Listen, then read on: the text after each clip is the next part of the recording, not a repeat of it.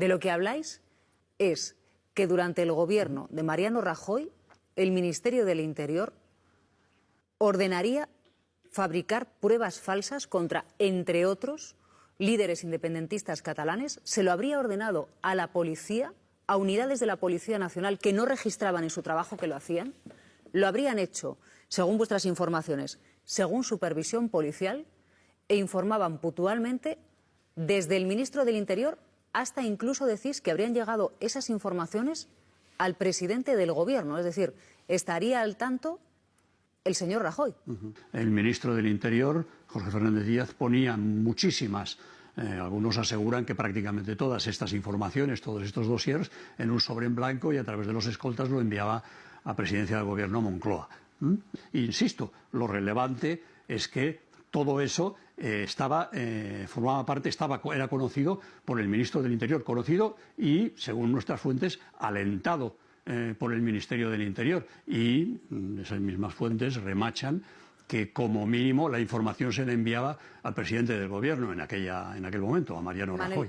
Interior habría fabricado informes falsos, habría ordenado que la policía, ciertas unidades de la Policía Nacional, fabricasen esos informes falsos que después se difundían a ciertos medios de comunicación. En función de la documentación que tenéis y de vuestra investigación, ¿cuál era el objetivo? En primer lugar, crear un clima en la opinión pública. Recordemos que el primer informe que salió a la luz, que era el de que Mas y Pujol, Mas en aquel momento presidente de la Generalitat y Jordi Pujol, expresidente de la Generalitat, tenían cientos de millones en fundaciones en Suiza y Liechtenstein.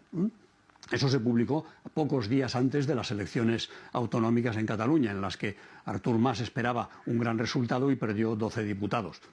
Nunca sabremos la influencia de ese dossier falso sobre el voto en aquel momento, pero la realidad es que fue una conmoción aquí en Cataluña el conocimiento de ese dossier, que luego resultó absolutamente inventado. Por lo tanto, había una primera intencionalidad política.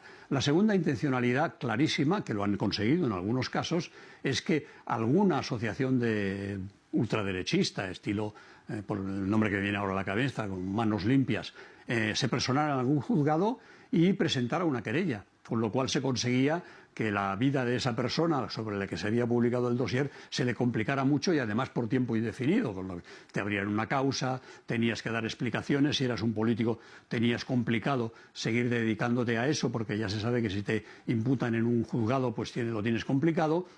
Y en tercer lugar, era una manera de amedrentar al resto de posibles rivales políticos que tenían que tentarse la ropa si querían seguir con su actuación política, sabiendo que no era necesario que hubieras cometido nada raro, simplemente te fabricaban un dossier y no era difícil que algún fiscal se apuntara y consiguiera que los juzgados se tramitara una causa contra ti y que iba a durar un tiempo indefinido, incluso una década. Hay muchos casos que han ido decayendo de esa operación Cataluña que los jueces al final han tenido que considerar absolutamente improductivos.